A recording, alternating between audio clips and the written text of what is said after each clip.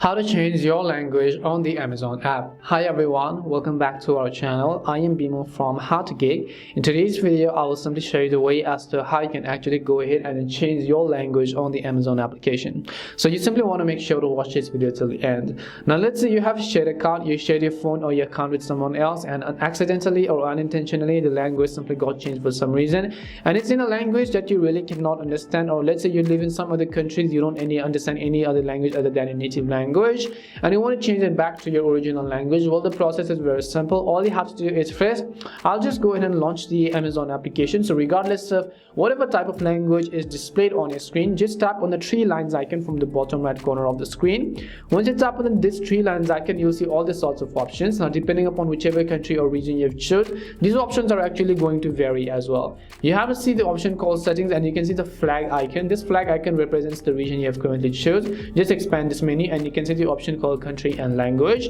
So you can just select country and language.